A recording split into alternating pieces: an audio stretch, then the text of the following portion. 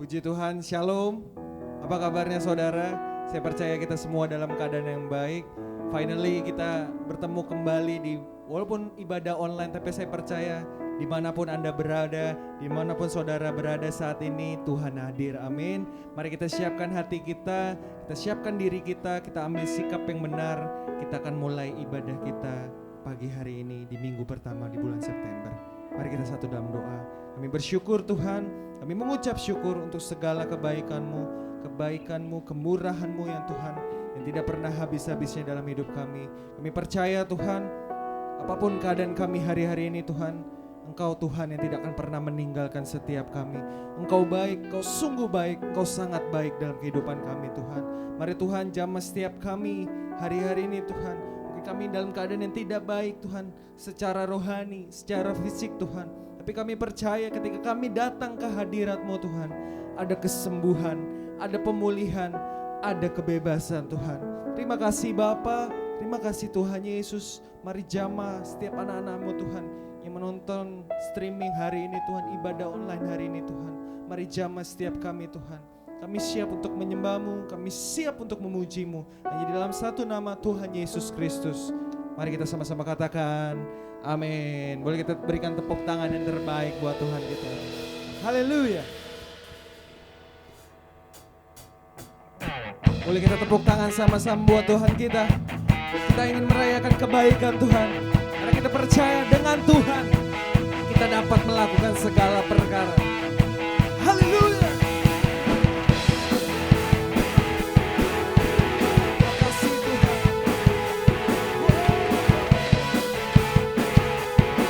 Jemaat Tuhan, sama-sama angkat pujian ini katakan, tak pernah ku ragu akan kesetiaan-Mu. Kau pegang hidupku sepenuh jiwaku. Ku yakin dan percaya Kau tuntun langkahku. Say Yesus Kaulah Raja dalam hidupku, berkuasa berjaya untuk selamanya. Hanya Kau Tuhan, sumber kekuatan, kuasa-Mu tercurah bagiku senantiasa. Dengan-Mu akan dapat melakukan segala perkara Tuhan. Dari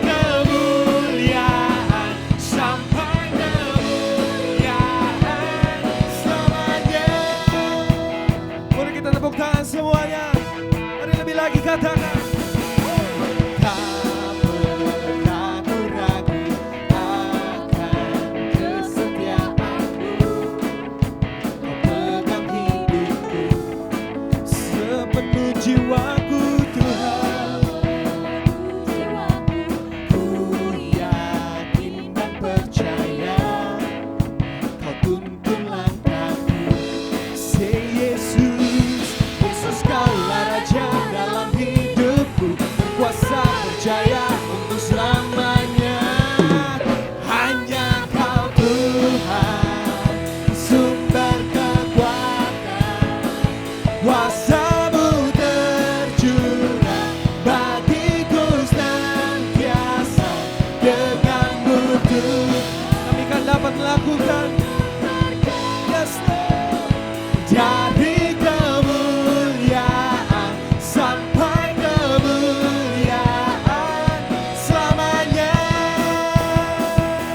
percaya Tuhan itu baik. Mari kita tepuk tangan sama-sama, bersuka cita bersama. Haleluya. Sebab Tuhan itu baik, bahwasannya kasih setianya untuk selama-lamanya. Kami percaya itu Tuhan Yesus. Mari jemaat Tuhan sama-sama angkat pujian. Yesus Kaulah Raja, amin, berkuasa berjaya. Sekali lagi, Yesus Kaulah Raja dalam hidupku, berkuasa berjaya. Mari semua jemaat Tuhan katakan, hanya Kau Tuhan, sumber kekuatan, kuasa-Mu tercurah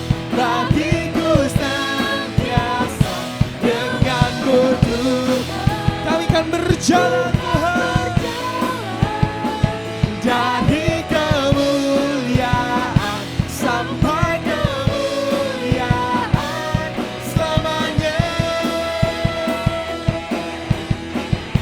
Tuhan Yesus baik selamanya.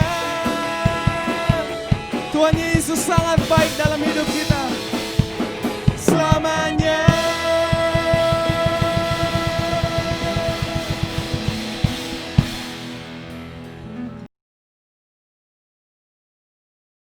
Happy Sunday semuanya! Banyak orang bertanya-tanya, apakah pandemi yang kita hadapi adalah tanda kedatangan Tuhan Yesus yang kedua kali? Sebelum kita menjawab pertanyaan tersebut, kita harus mengerti bahwa kedatangan Tuhan Yesus dapat dibagi menjadi dua tahapan. Tahapan pertama adalah pengangkatan gereja atau yang sering kita sebut dengan rapture. Pada tahapan ini, Tuhan Yesus akan datang di awan-awan dan menjemput kita untuk bersama-sama dengan Dia. Tahapan kedua adalah penampakan Kristus. Pada tahapan ini, Tuhan Yesus beserta orang-orang kudusnya akan mengalahkan antikristus di dalam perang Harmagedon, lalu mendirikan kerajaan 1000 tahun damai. Kita mempercayai bahwa pengangkatan gereja terjadi sebelum masa aniaya atau masa antikristus. Sehingga pertanyaannya adalah, apakah pandemi seperti COVID-19 saat ini dapat dikatakan sebagai tanda bahwa pengangkatan gereja atau rapture sudah dekat? Dalam Matius 24 ayat 4-12, Tuhan Yesus memberitahu murid-muridnya mengenai tanda-tanda yang akan terjadi menjelang kedatangannya yang kedua kali, yaitu yang pertama, goncangan-goncangan terhadap orang percaya, yang kedua, goncangan-goncangan terhadap semua orang di bumi, dan yang terakhir, pemberitaan Injil di seluruh dunia. Nah, yang perlu kita perhatikan adalah pada Lukas 21 ayat yang ke-11, Tuhan Yesus memberikan tanda-tanda yang dapat dirasakan oleh semua orang. Dan akan terjadi gempa bumi yang dahsyat. Di berbagai tempat akan ada penyakit sampar dan kelaparan, dan akan terjadi juga tanda-tanda yang mengejutkan dan tanda-tanda yang dahsyat dari langit. Tanda-tanda yang Tuhan ungkapkan adalah kejadian yang harus terjadi, karena itu adalah bagian dari rencananya. Dan tanda-tanda ini akan terjadi berulang-ulang di dalam sejarah manusia sebelum kedatangan Tuhan Yesus. Kita telah melihat banyak goncangan terjadi terhadap orang percaya. Banyak orang Kristen dianiaya karena percaya kepada Tuhan Yesus. Goncangan-goncangan juga terjadi kepada semua orang di bumi, seperti bencana alam, krisis ekonomi, bahkan merebaknya sakit penyakit. Efek dari goncangan-goncangan ini adalah meluasnya pemberitaan Injil, karena orang semakin mencari Tuhan di tengah penderitaan. Dan goncangan juga mendorong kita untuk segera melakukan apa yang Tuhan perintahkan, khususnya amanat agung. Dari pengertian ini, dapat kita simpulkan bahwa pandemi dapat dikatakan sebagai bagian dari tanda-tanda kedatangan Tuhan Yesus yang kedua kali. Saudara, yang perlu diingat adalah kita tidak dapat mengatakan bahwa setelah pandemi ini Tuhan Yesus pasti akan langsung datang. Tetapi, kita juga tidak bisa berkata bahwa sesudah pandemi ini Tuhan Yesus pasti tidak akan datang. Karena Tuhan Yesus jelas mengajar bahwa orang percaya tidak dapat menghitung atau menduga kapan waktu kedatangannya. Tidak ada yang tahu. Tetapi kita diminta untuk mempersiapkan diri menyambut kedatangannya. Mengenai kedatangan Tuhan Yesus yang kedua kali yang sudah amat dekat juga sudah disampaikan Roh Kudus sejak 2009 kepada Pastor Niko Nyotora Harjo. Roh Kudus menunjukkan dalam Yoel 2 ayat 28-32 bahwa akan terjadi pencurahan Roh Kudus juga goncangan-goncangan yang luar biasa. Akan tetapi melalui hal tersebut akan ada banyak orang berseru kepada Tuhan dan diselamatkan. Tahun 2013, Tuhan memberikan pernyataan melalui Pastor Niko bahwa yang dimaksud dengan pencurahan Roh Kudus adalah Pentakosta yang ketiga.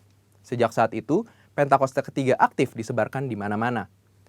Pastor Russell Evans dari Planet Shakers Church, Australia mendapat penglihatan bahwa Roh Kudus sedang dicurahkan di Indonesia. Ada kebangkitan jutaan anak-anak muda yang penuh Roh Kudus, yang cinta mati-matian akan Tuhan, dan akan melayani dengan cara yang belum pernah dilihat sebelumnya. Ini adalah jawaban doa bagaimana Pentakosta ketiga akan terjadi khususnya di Indonesia. Pentakosta ketiga juga diteguhkan oleh banyak hamba Tuhan baik dalam dan luar negeri di Empower 21, yaitu bahwa kegerakan ini akan lebih besar daripada pencurahan Roh Kudus di Azusa Street. Roh Kudus memberi pengertian bahwa Pentakosta ketiga akan menuntaskan amanat agung dan setelah itu Tuhan Yesus akan datang kembali. Kita percaya bahwa ini pasti terjadi. Kita dapat mengambil kesimpulan bahwa pandemi yang sedang terjadi hari-hari ini adalah bagian dari tanda-tanda penggenapan Pentakosta ketiga.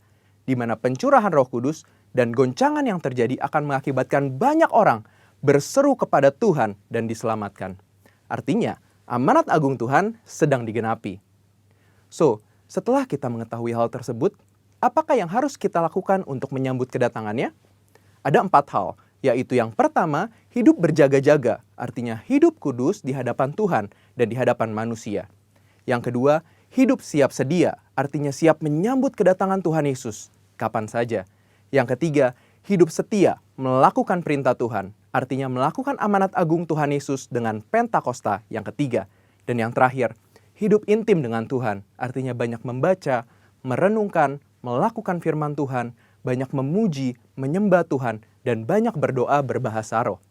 Saudara, walaupun pandemi COVID-19 mempunyai dampak negatif bagi dunia, tetapi jangan lupa, bagi kita yang percaya kepada Tuhan Yesus, pandemi ini adalah bagian dari tanda-tanda kedatangan Tuhan Yesus untuk menjemput kita, gerejanya. Mari persiapkan diri kita dan senantiasa menanti-nantikan kedatangannya. Haleluya! Tuhan Yesus memberkati.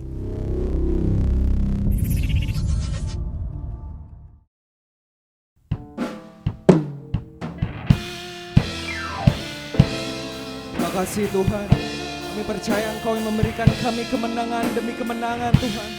Pada pagi hari ini Tuhan, Engkau melihat setiap umat-Mu Tuhan. Kami yang merindukan kuasa-Mu Tuhan Yesus. Terima kasih Tuhan. Mari nyatakan.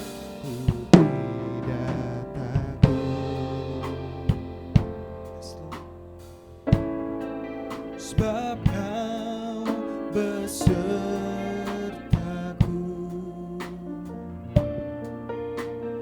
ku tidak bimbang,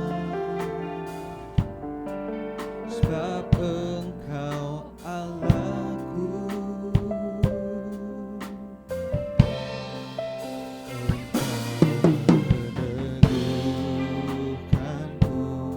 Amin Tuhan. Menolongku, Kau batu karangku. Mari nyatakan Yesus, Yesus Tuhan. Mari dengan segenap hati, Yesus memegangku dengan tangan kananmu. Yesus memberiku, amin, kemenangan.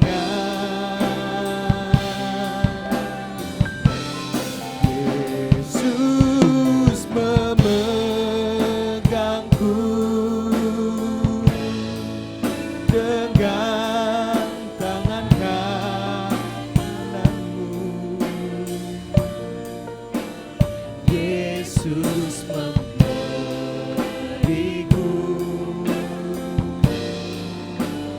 kemenangan. Mari lebih lagi dengan segenap hatimu. Ku tidak takut, sebab Engkau berserta dengan setiap kami. Sebab Engkau besertaku,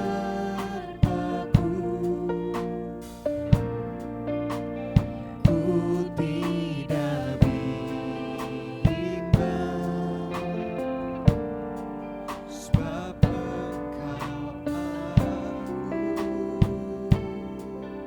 Amin.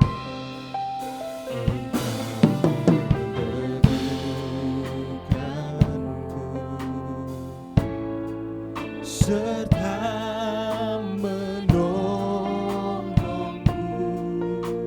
Kau batu karangku, Kau batu karangku.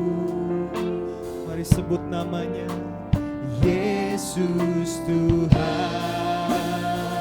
Mari nyatakan Yesus, Yesus memegangku dengan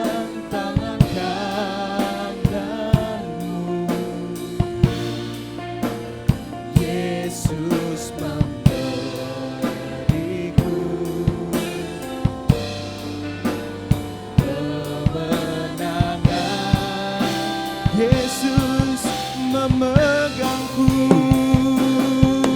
memegangku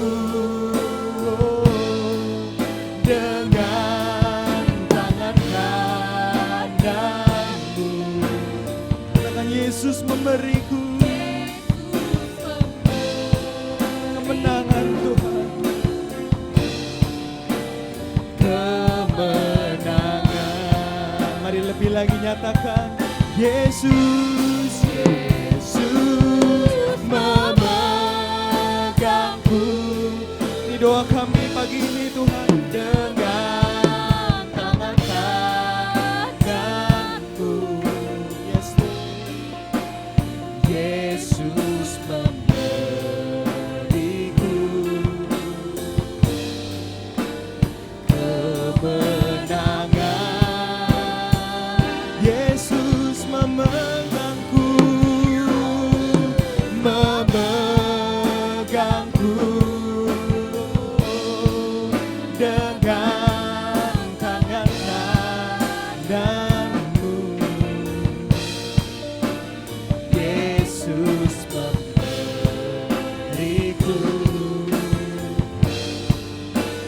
kemenangan. Kau yang memberikan kami kemenangan Tuhan. Yes, Lord. Yesus memberiku, amin, kemenangan. Mari dengan imanmu, Kau yang memberikan kami. Yesus memberiku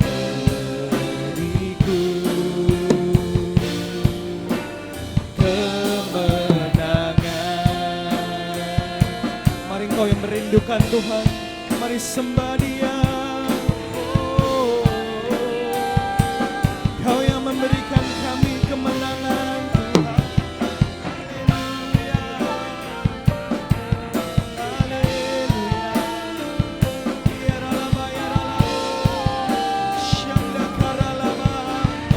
Yesus memegang tangan kami,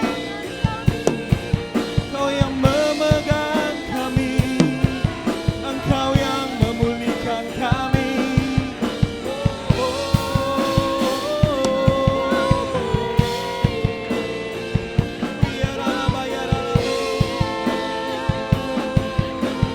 Terima kasih Tuhan,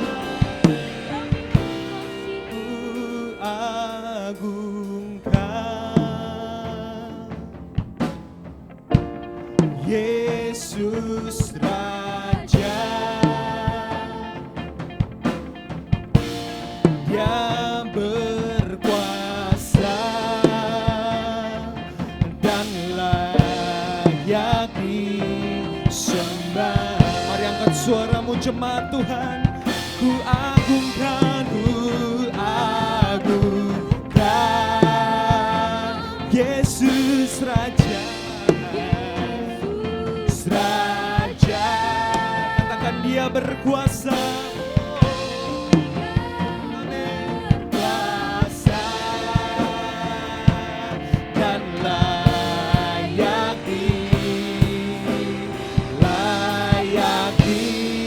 disembah. Ku nyanyi Hosana bagi Rajaku yang duduk di tahta. Aku muliakan dan ku agungkan,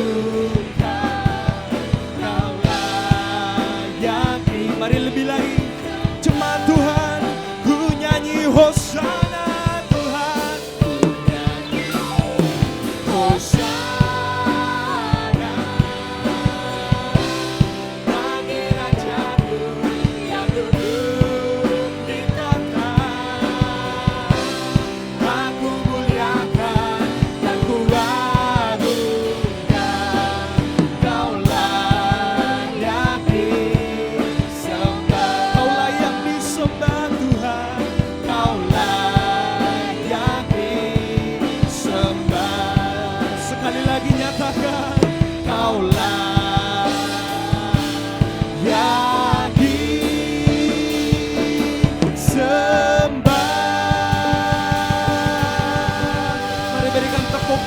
Tuhan yang layak disembah. Haleluya. Salam berdoa dan berjaga di akhirnya akhir zaman. Kekasih-kekasih Tuhan, kembali kita akan melanjutkan bedah kitab Wahyu. Tepatnya Wahyu pasal 3 ayat 1-6, pesan Kristus kepada jemaat Sardis. Kita akan baca nats kita bersama-sama dari ayat yang kelima.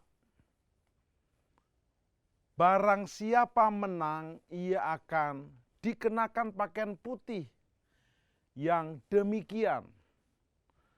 Aku tidak akan menghapus namanya dari kitab kehidupan. Itu cita-cita semua anak Tuhan, semua murid Tuhan, semua hamba Tuhan. Jabatan apapun di dunia ini nggak penting. Fasilitas apapun di dunia ini nggak penting. Yang penting kita. Barang siapa yang menang, Anda harus menang. Pandemi corona ini diizinkan Tuhan untuk kita menghadapi ujian iman dan harus menang. Dan ini baru awal, akan ada berikutnya, tenang. Yesus pun pernah menghadapi pandemi yang lain. Dan Yesus menang, kita pun akan menang. Dan kalau kita menang diberikan pakaian putih, pas nih. Baju saya ada putihnya nih. Tetapi belum menjamin kelakuan seseorang bajunya putih, terus hidupnya putih, belum tentu. Saya sedang juga belajar bertumbuh bersama. Aku tidak akan menghapus namanya dari kitab kehidupan. Wow, keren banget. Melainkan aku akan mengaku namanya di hadapan Bapakku dan dari hadapan para malaikatnya. Anda kalau sudah digaransi ini oleh Tuhan Yesus Kristus, aman dah.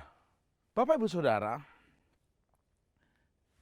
barang siapa yang menang akan diakui namanya. Jadi pastikan Anda dan saya bukan pecundang.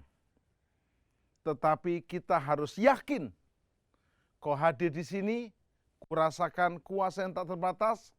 Kita yakin kita pasti bersama Yesus yang sudah menang. Kita juga akan berkemenangan. Ku yakin kau hadir di sini. Ku rasakan kuasa yang tak terbatas. Ku yakin kau nyata di sini. Kemenangan terjadi di sini. Ku yakin kau hadir di sini. Ku rasakan kuasa yang tak terbatas. Ku yakin kau hadir di sini. Kemenangan terjadi di sini. Perhatikan, barang siapa yang menang dikenakan baju putih. Katakan ku yakin kau hadir di sini.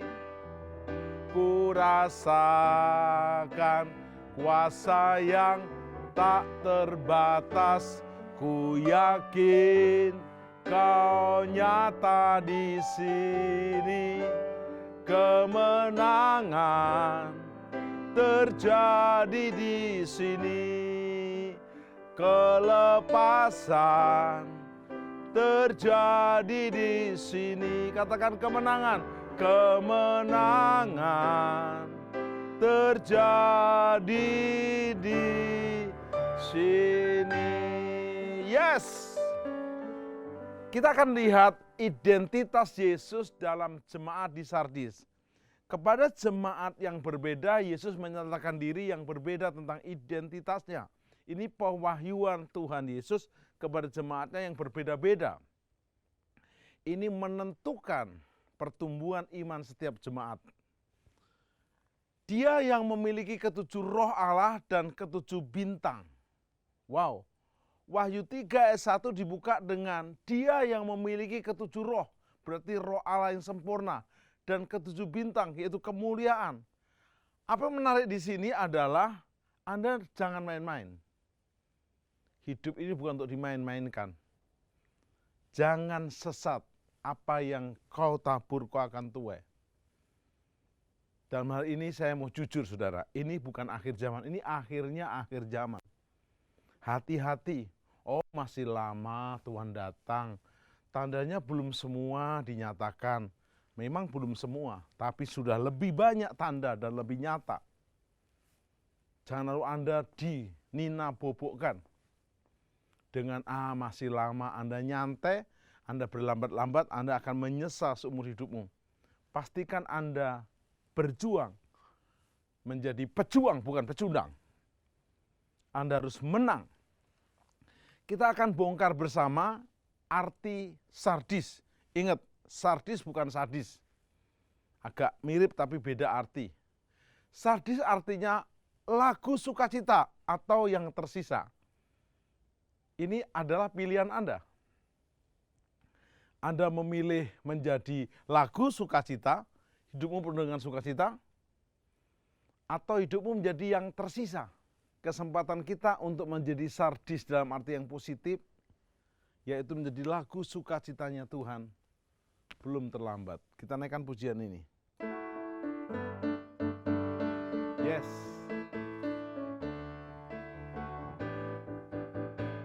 Sungai sukacitamu mengalir dalamku. Yes, yes, yes, yes. Anggur sukacitamu melimpah dalamku. Ku menari dan bersuka, pujimu di setiap waktu, sebab sungai sukacitamu ada dalamku. Mari mengalir bersamanya, mengalir bersamamu, bersuka di dalammu, mengikutimu Tuhan dalam kegerakanmu, melayanimu Tuhan di dalam sukacitamu, sebab hanya Tuhan yang membuat sukacitaku penuh.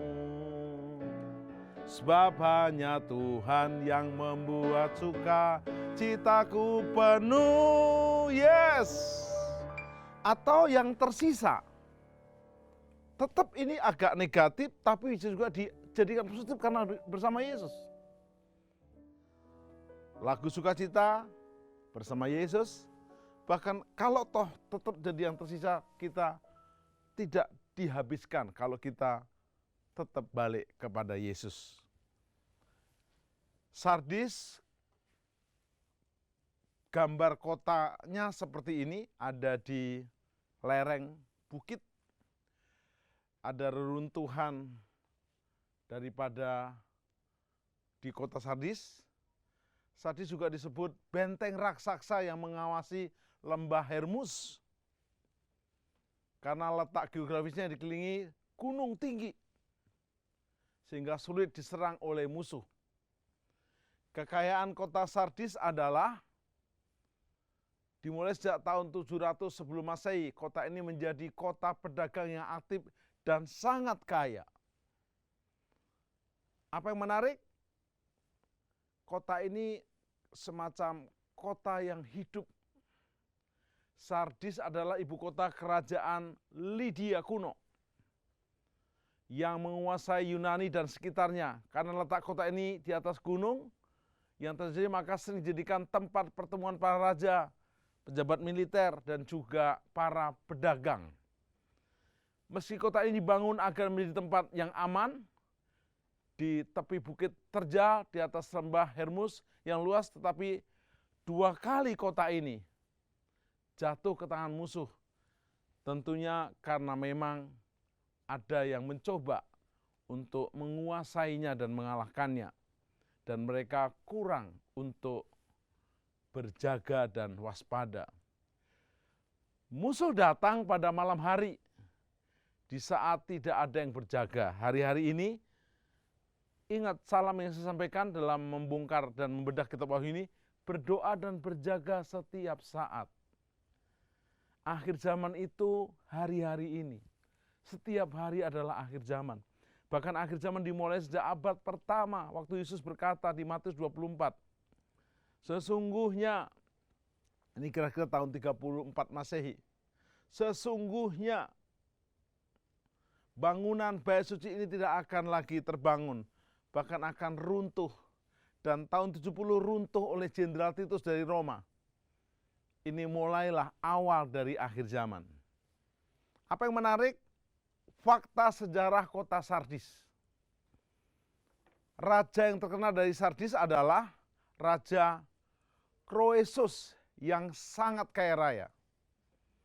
Di kota ini juga ada pabrik kain dan pakaian dari bulu domba yang sangat terkenal.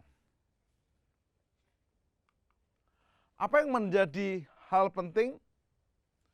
Raja Kroesus ini kaya karena dia pandai mengatur manajemen negaranya, bahkan dia punya mata uang sendiri. Dan yang menarik, ada pabrik kain yang terkenal.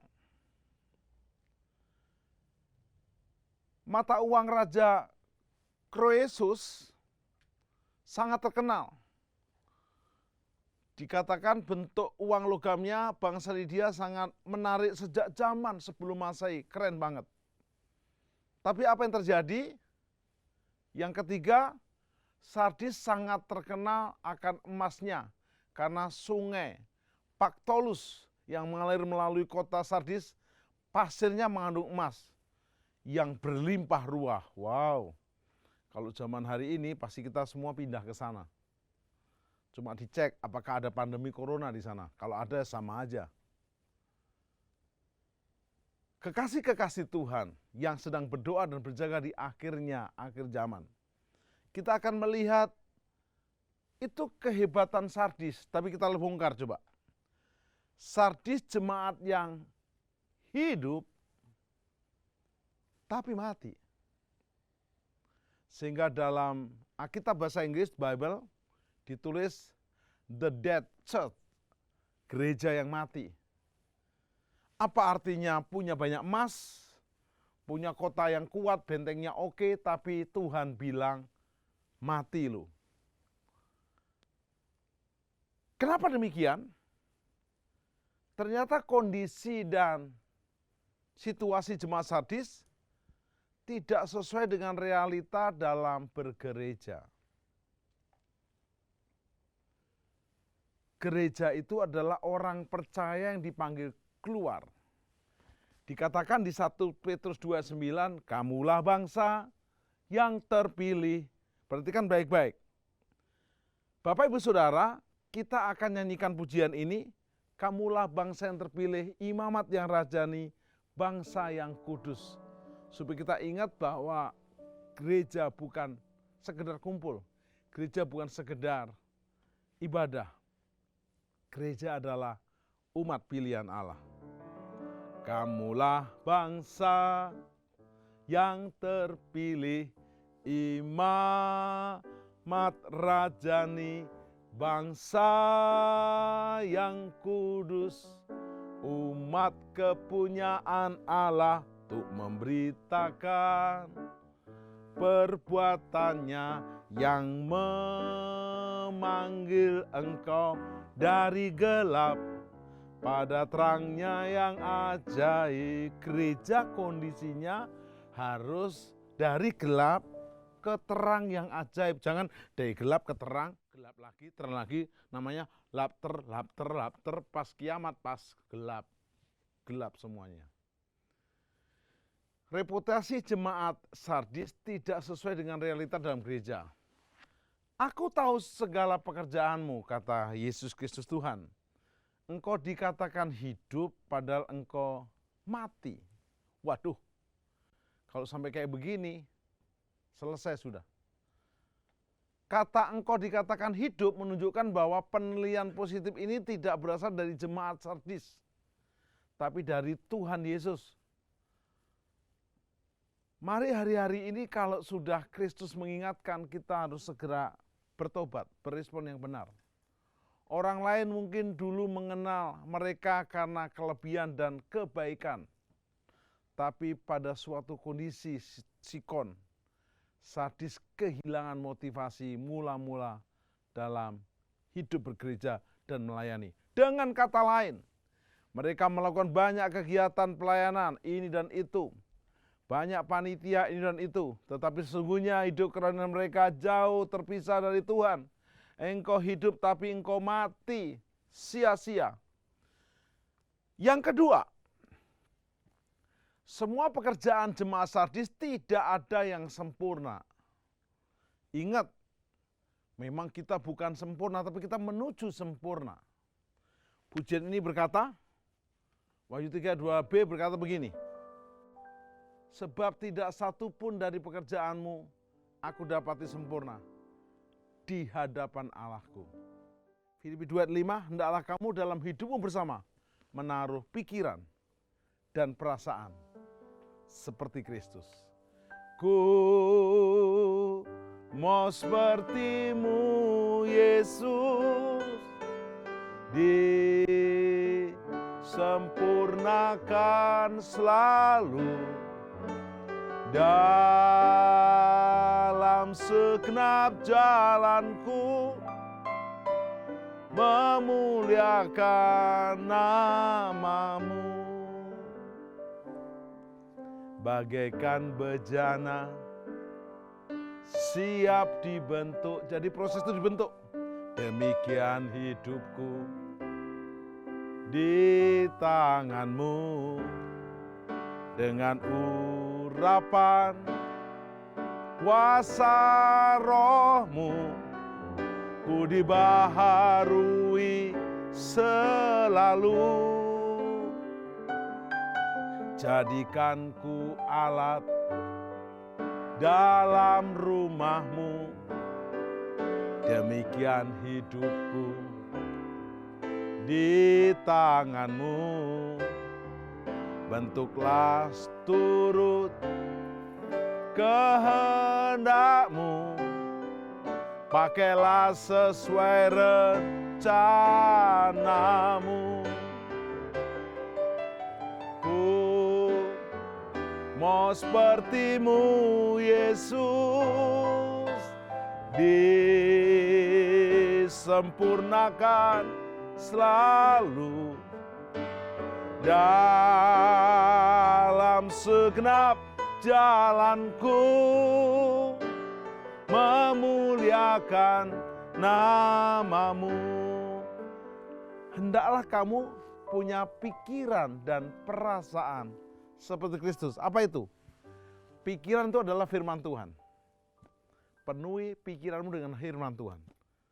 Perasaan itu apa? Kasih. Mengasihi Tuhan Yesus, mengasihi sesama. Jemaat di Sardis memiliki banyak kelebihan secara finansial, oke, popularitas oke, kelebihan-kelebihan yang khusus oke, mungkin musiknya bagus, mungkin juga jumlah jemaatnya cukup banyak. Tetapi mohon maaf, Tuhan menilai, tetapi pekerjaanmu tidak ada yang sesuai dengan kelebihan itu. Apalah artinya? Semua pekerjaan tidak ada yang sempurna. Penyebab jemaat Sardis hidup tapi mati, dan ini kita harus hindari. Dari Wahyu 3 ayat 2b bagian pertama, tidak satu pun dari pekerjaanmu aku dapati sempurna di hadapan Allahku. Saya nggak bilang saya udah sempurna, saya menuju sempurna, serupa dengan Kristus. Terus punya pikiran Kristus, perasaan mengasihi. Kata sempurna di sini mempunyai arti memenuhi atau lengkap, komplit. Kalau belum memenuhi, ya ayo belajar memenuhi. Belum lengkap, ayo dilengkapi. Yang kedua, waktu Bapak, Ibu, dan Saudara, coba kita bongkar lebih dalam. Memenuhi atau lengkap. Bukankah semua jemaat tidak sempurna? Benar, termasuk saya juga nggak sempurna. Mengapa hanya jemaat Sardis yang ditegur? Betul, karena meski mereka terlihat sibuk, padat, full, namun di hadapan Allah ternyata yang mereka sibuki bukanlah hal yang Tuhan kehendaki. Ingat, Matius 7 ayat 23. Bukankah aku sudah bernubuat demi namamu, mengusir setan demi namamu, membuat mukjizat demi namamu. Tapi Yesus berkata, enyahlah kamu, karena kamu semua pembuat kejahatan, aku tidak mengenal kamu. Habis, saudara. Yang kedua, mayoritas jemaat mencemarkan pakaiannya. Tetapi di Sardis ada beberapa orang yang tidak mencemarkan pakaiannya. Beberapa aja, mayoritas mencemarkan pakaiannya. Pakaian bicara pola hidup, pola pergaulan. Dengan kata lain, mereka terbiasa hidup dengan berbagai dosa. Paulus mengingatkan, matikanlah hal yang duniawi. Matikan. Hari-hari ini saya dan saudara, ayo belajar. Buanglah semua hal yang buruk. Kadang mereka sudah nyaman dengan dosa yang kelihatannya umum. Kelihatannya mereka nyaman. Ada yang berkata tua-tua keladi, makin tua makin menjadi. Selingkuh tuh nggak apa-apa. Ada yang ngomong, ini bukan kalangan intern, di luar. Selingkuh tuh nggak apa-apa. Istri itu seperti TV di rumah. Memang agak kuno dan besar dan produk lama, tapi penting. Karena disitulah segala sesuatu berawal. Ada anak-anak dan keluarga. Tapi kalau simpenan, itu ya mungkin smart TV. Atau kalau istri itu seperti telepon di rumah, harus ada. Kalau simpenan itu, will itu, wanita idaman lain dan pria idaman lain itu seperti handphone baru. Casingnya boleh gonta-ganti, tapi ingat, handphone tanpa baterai dan tanpa pulsa mati juga, nggak ada artinya. Sudah banyak orang kesaksian, will, selingkuh, bukan solusi. Kembali ke cinta mula-mula, istri masa muda. Mari dosa dan kesalahan harus disingkirkan. Yang ketiga, mereka jemaat Sardis serupa gaya hidup dengan dunia. Gaya hidup jemaat tidak ada bedanya dari gaya hidup penduduk Sardis yang bergelimang harta, dosa, mengutamakan kenyamanan hidup. Hari-hari ini jemaat diuji. Masih on fire enggak ibadah online? Masih on fire enggak ibadah hanya melalui media? Ingat, ini bagian dari proses dan ujian. Manusia mencoba mengejar target dan goal. Tuhan menilai proses. Daud hari ini diurapi jadi raja, tidak besok jadi raja. Perlu waktu 13 tahun. Yusuf mimpi jadi Perdana Menteri, enggak langsung, perlu waktu 13 tahun. Hari-hari ini kita diproses.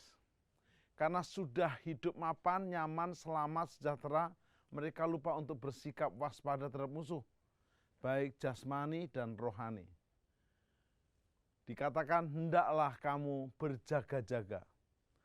Tunduklah kepada Allah, Yakobus 4:7. Lawanlah iblis, dia akan lari daripadamu. Apa yang harus dilakukan agar berubah? Jesus is coming. Wake up, shape up, clean up.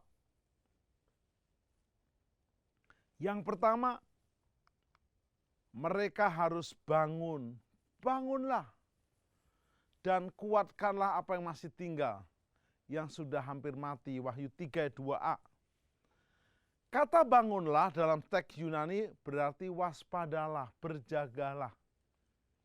Mereka tidak boleh seperti penduduk Sardis kuno yang membanggakan benteng mereka dan kurang waspada sehingga akhirnya dikalahkan oleh musuh dan mereka menyesal untuk selamanya. Ingat, yang digoda oleh iblis bukan hanya Yesus, kita juga.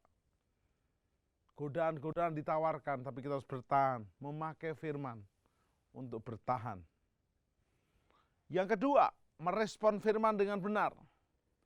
Karena itu ingatlah bagaimana engkau telah menerima dan mendengarnya, turutilah itu dan bertobatlah. Mereka juga harus memberikan respon yang benar terhadap firman Allah. Ayat 3a. Apa yang menarik? Responnya yang benar, turuti firman. Yang ketiga, tidak mencemari pakaian.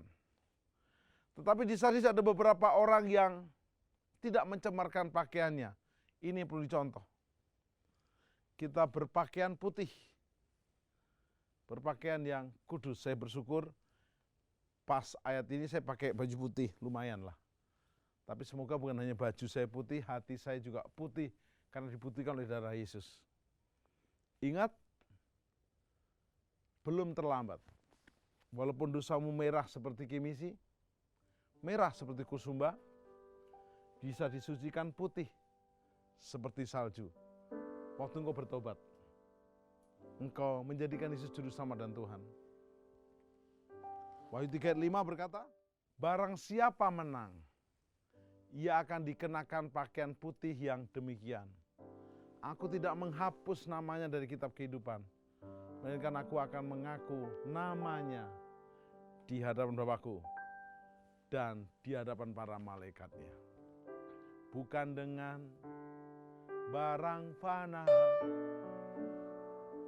kau membayar dosaku, dengan darah yang mahal, tiada noda dan celah. Bukan dengan emas perak kau menebus hidupku, oleh segenap kasih dan pengorbananmu ku telah mati dan tinggalkan cara hidupku yang lama. Semuanya sia-sia dan tak berarti lagi. Hidup ini ku letakkan pada mezbahmu ya Tuhan. Jadilah padaku seperti yang kau ingini.